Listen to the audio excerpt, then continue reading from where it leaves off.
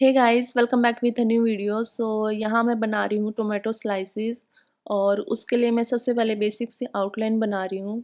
इसके लिए मैं यूज़ कर रही हूँ डोम्स कलर्स पेंसिल्स और वुड क्वालिटी भी इसकी अच्छी है।